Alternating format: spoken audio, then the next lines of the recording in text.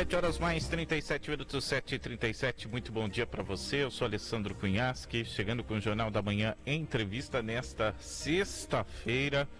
Amanhã é o Dia Internacional da Mulher, mas esse mês de março ele é dedicado para a gente falar com um pouco mais de intensidade, dar um pouco mais de relevância. Na verdade, a gente deveria todos os dias, né, tomar uma pílula desse entendimento. Afinal de contas, todos os setores, né, da nossa vida, as mulheres estão presentes, né, seja na nossa casa, sendo nossas mães, nossas irmãs, nossas avós, ou seja no trabalho, sendo as nossas colegas de trabalho, muitas vezes ocupando cargos acima da gente.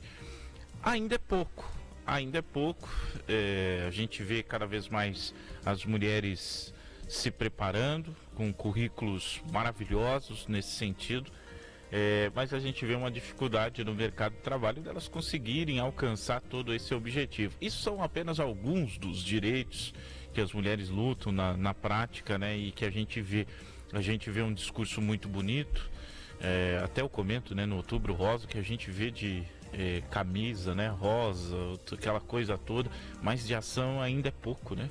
E eu vejo muito parecido nessas datas. Então a gente tem que levantar esse assunto para abrir a discussão, e o rádio é um veículo importantíssimo nesse sentido, e a Rádio Jornal sempre tem as portas abertas para a gente discutir esses assuntos. E pensando nisso, trazer uma amiga, uma conhecida, já que tive a oportunidade de entrevistar e que tem uma argumentativa muito boa para trazer, para a gente refletir sobre essas questões, para te ajudar e te informar principalmente. Em alusão ao Dia Internacional da Mulher, que vai ser amanhã, repito, no Jornal da Manhã Entrevista hoje eu vou conversar sobre as garantias dos direitos das mulheres, e eu converso com a bacharel Fabiana Davi Depiné, quase doutora, está chegando lá também e se especializando nesse assunto também. Sim.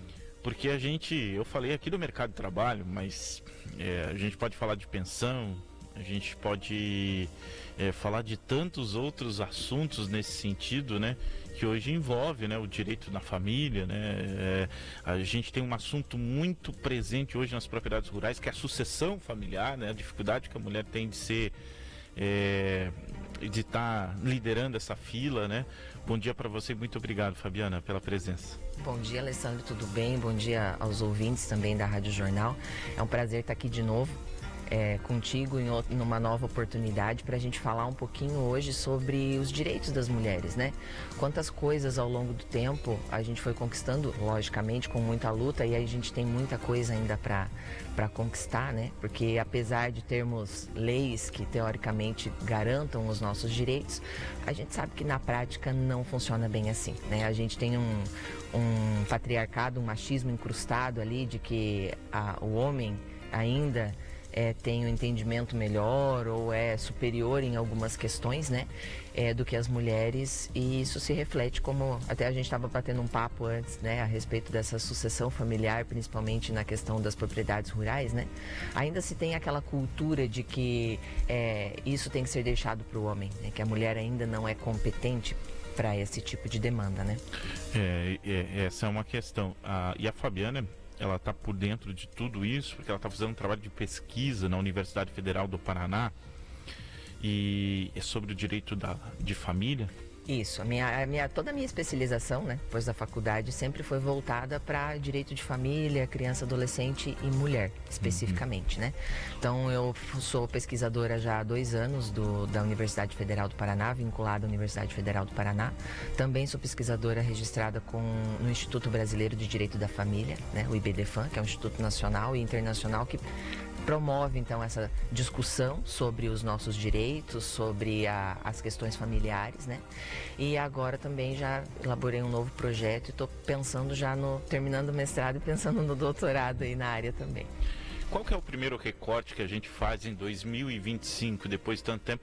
Vai lembrar que até nos anos 70 uma mulher não podia fazer nem empréstimo, né, numa agência bancária sem ter a tutela, né? Marido. Nós éramos consideradas incapazes até pouco tempo atrás. Eu falo pouco tempo atrás porque a gente está falando aí dentro dos anos 1900. De vivência, né? De vivência. Tem coisa aí, tem direitos que nós temos que tem muito menos de 100 anos. Nós votamos há pouco mais de 90 anos. Parece longe, eu falei 1970, mas eu vou te dar um exemplo. Não é longe, não. A Dona Vera, ela contou a história dela pra gente, ela é lá de Aurora do Iguaçu. E o pai dela abandonou a família. Então ficou ela e a mãe para cuidar da propriedade rural.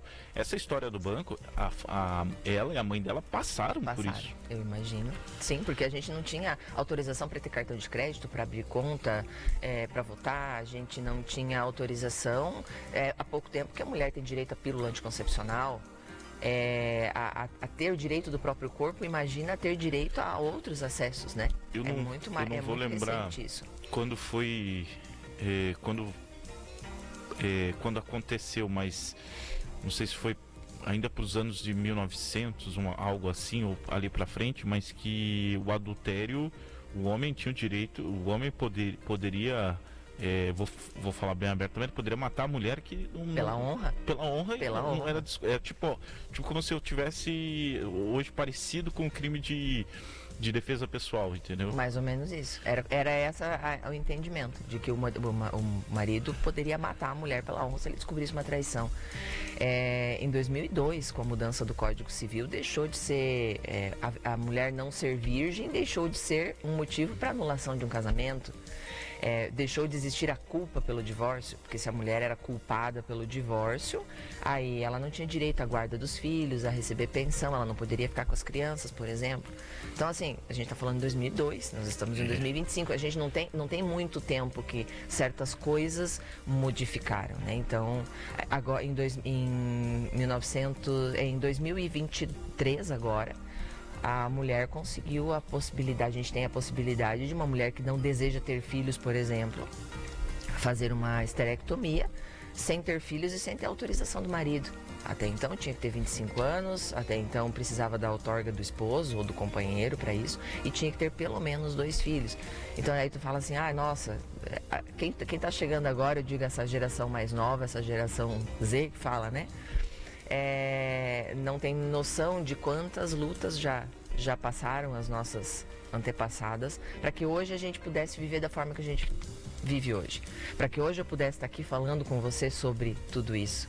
Talvez eu tivesse que ter autorização do Davi hoje. Do meu esposo, para estar aqui para a gente bater esse papo e a gente está falando sobre isso, né? Há não muito tempo atrás, né? Hoje quem tem que pedir autorização para sair jogar o futebol é ele, né? Mais ou menos funciona coisas assim. Mudaram bastante. Claro, a gente brinca, mas é importante a gente pontuar todas essas questões, porque a gente esquece, né? As coisas começam a ficar... Eu sempre brinco, quando as coisas melhoram, a gente esquece dos perrengues, do que foi superado. E quanto foi lutado para isso. Em cima de tudo isso, que recorte dá para fazer hoje em dia? O que está acontecendo hoje?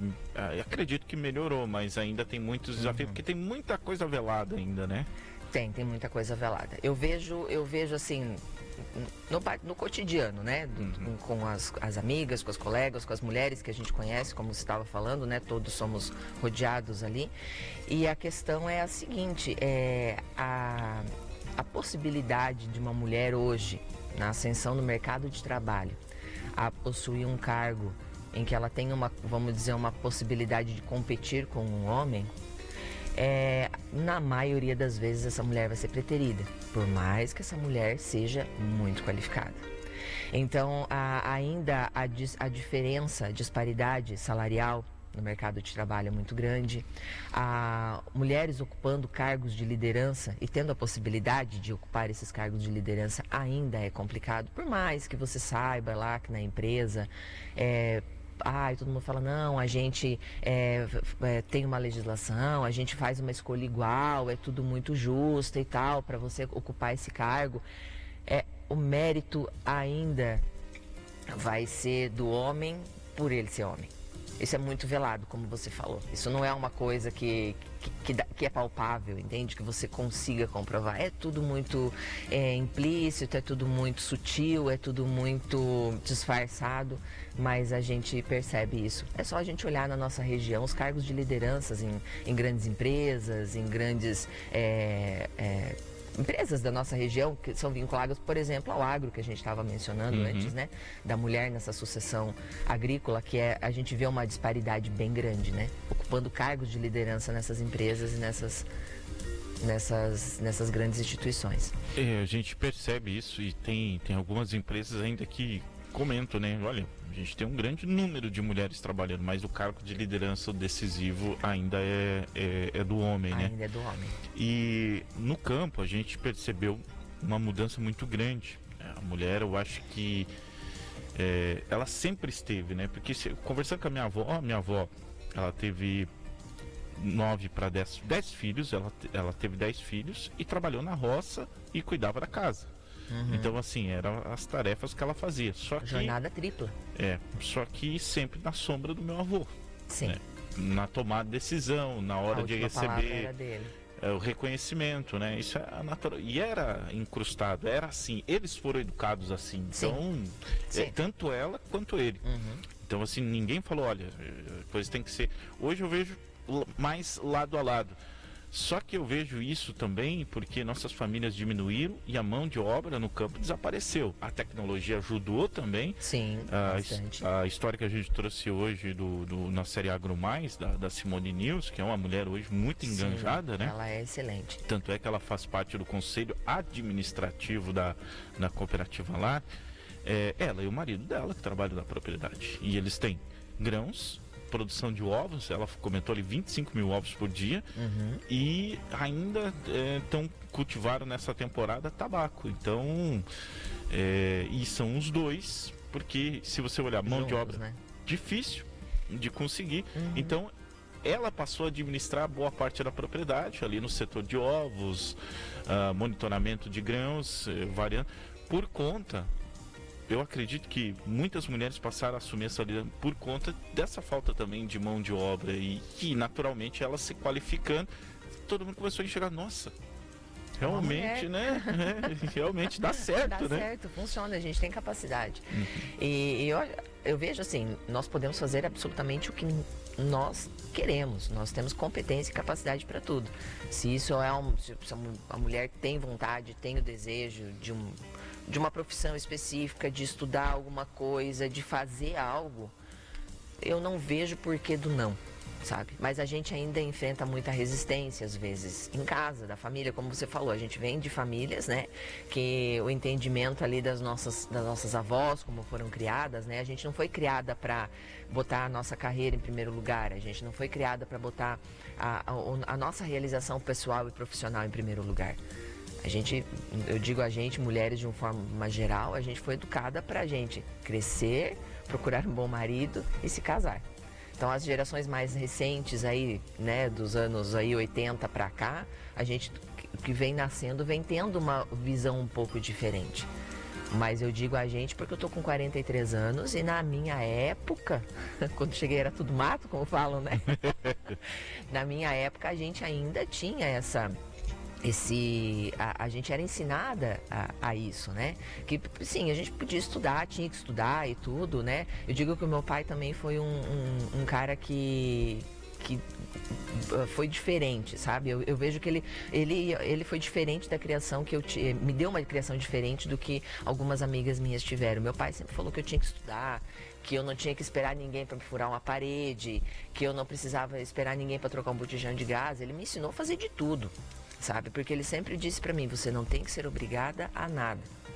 Então, assim, já me criou de uma forma diferente, né? Então, eu já fui vendo que, isso aqui eu posso fazer. Isso aqui, se eu quero estudar, eu posso estudar. Isso aqui, se eu quero fazer, eu vou fazer, sabe? Porque eu tenho competência para isso, eu tenho capacidade para isso e eu vou fazer. Não é porque alguém disse para mim que isso aqui não é de mulher que eu não vou fazer, entende? Então, mas é uma luta interna muito grande. Em cima disso que é interessante, porque a mulher, ela tem uma missão na vida dela que é ser mãe. muitas das mulheres passam porque é uma coisa que, por mais que ela externe que não em algum momento, mas o corpo sente, né? E aí... E para algumas isso é muito forte, né? E aí tem a carreira, né? Sim. Tem a carreira. E parece que tem um dificultador nesse ponto. A cabeça da pessoa vira um trevo, né? Em alguns momentos. Essa tomada de decisão ainda é delicada, o mercado de trabalho já entende isso? É bem delicada. Eu acho que é uma luta, primeiro, com a gente, né? Interna, que a gente estava falando, de, meu Deus, se eu tiver que ter um filho, né? Entre o homem e a mulher tem uma diferença muito grande, né? Desde da concepção, da gestação, de tudo, do pós-parto e, enfim, a gente tem um tempo maior de, vamos dizer, de se recuperar de tudo isso e retornar para o mercado de trabalho, né, adequadamente, vamos dizer.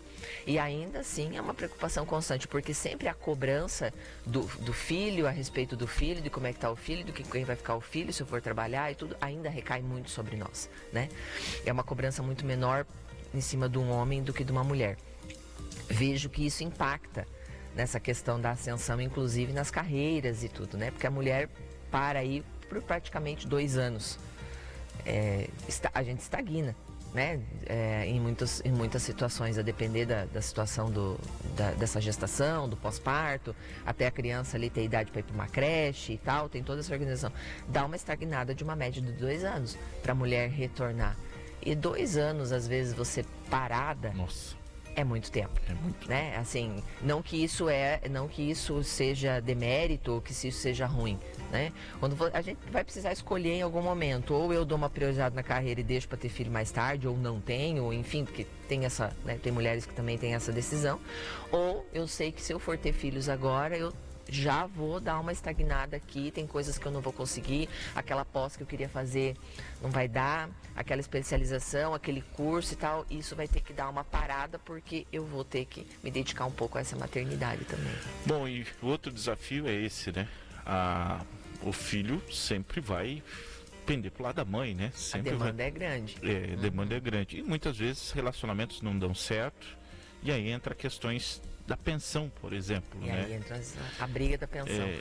É impressionante como a pensão, ela é uma das leis que deu certo, porque o cara brinca, não cumpriu com a obrigação dele, né, parte da família, ele vai preso, isso é fato. Mas mesmo assim tem muitos problemas, e muitas coisas a mulher acaba deixando passar, e que é importante porque ela está, além de tudo, a pensão... Ela baseia em obrigação para criança de alimentação, sim, e tal. Para custear isso. Mas tem que lembrar que tem uma cuidadora ali, né? Cuidadora 24 horas por dia não remunerada. Exatamente. Né? Então, assim, até que ponto a mulher pode tolerar algumas coisas e o que mais escapa nesses momentos que deve ser enfatizado? Assim, geralmente a gente vê muito acordo de boca, né? Você vê a pessoa faz aquele acordo de boca e o cara cumpre se ele quer e tal, e a gente vai vendo que os homens, né? Eu digo homens de uma forma geral, existem o contrário também, né, gente?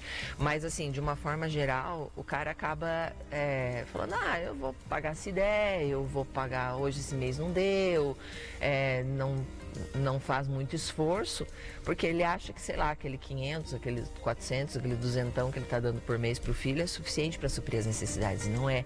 A gente está falando só da questão financeira, né?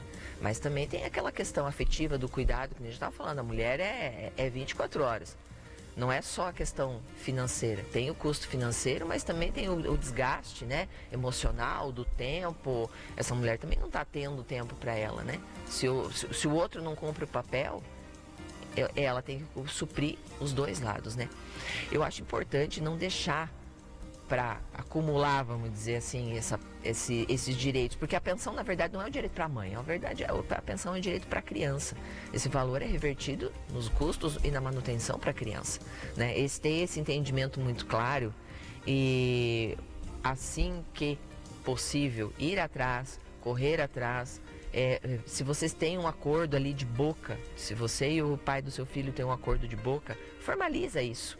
Sabe? Que isso mais tarde você acaba tornando um título executivo, que a gente fala que você pode executar, você pode entrar no judiciário, você pode questionar, você pode cobrar, Ah, o cara não pagou? Tem meios legais para isso. Hoje bloqueia CNH, bloqueia passaporte, bloqueia veículo, consegue rastrear contas em banco, se o cara tem um dinheirinho que entra numa conta X ou Y, tem desconto em folha no salário, se ele é registrado, tem desconto em folha até se o cara recebe um benefício junto ao INSS, sabe? Então tem várias formas e vários meios de pressionar para que essa obrigação alimentar com a criança seja cumprida também.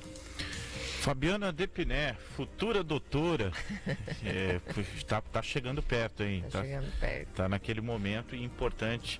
Ela está se especializando nos direitos das mulheres, nesse sentido, inclusive está fazendo um estudo. Aliás, a evolução desse estudo, fica à vontade para trazer estatísticas, dados, porque é um assunto que nem a gente comentou, a gente não pode só falar em março, né?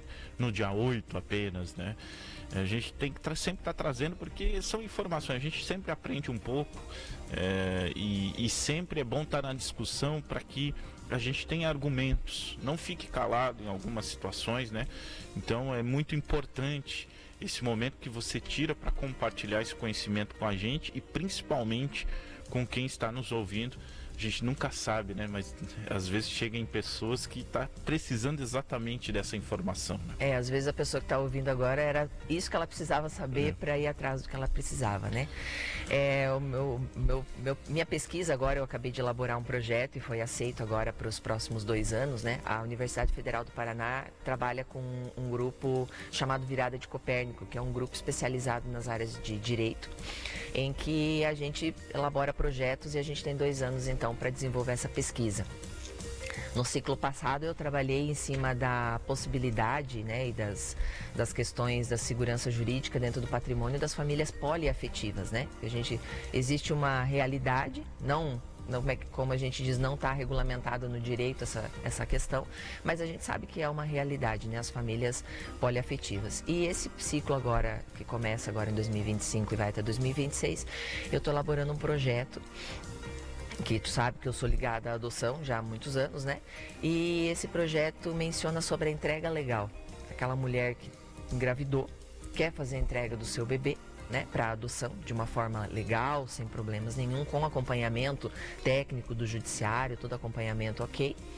E aí, de repente, essa mulher engravidou, não quer ter essa criança, mas o genitor dessa criança, o pai biológico ou a família extensa quer intervir nessa decisão dessa mulher, né? Então, até que ponto essa mulher tem direito de fazer essa entrega porque ela não tem condições ou não tem, por algum motivo, ela não quer ter esse filho, né? Ela quer entregar esse filho para adoção para uma outra família, até que ponto o outro pode intervir nessa decisão dela também. Olha, então, que interessante. Porque é um direito da mulher também, né? Essa questão. Eu engravidei, não quero ficar com essa criança, não tenho condições. A gente vê isso muito. Eu trabalhando há 10 anos já com a área da adoção e auxiliando em grupos de apoio à adoção, recebi muitos e-mails de mães desesperadas dizendo: eu engravidei, eu não tenho condições de ficar com essa criança. Como que eu faço para entregar essa criança sem que isso seja um problema, de uma forma regular, ok? Então isso me acendeu essa dúvida, né? E o bichinho da pesquisa está sempre maquinando, e eu pensei então em desenvolver o projeto em cima desse direito da mulher de fazer essa entrega para a adoção também, sem que isso seja cogitado, até que ponto ela tem essa liberdade sobre essa decisão.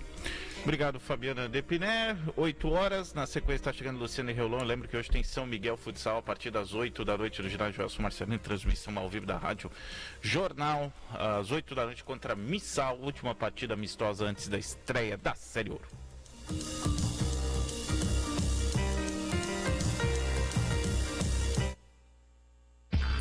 Você acabou de ouvir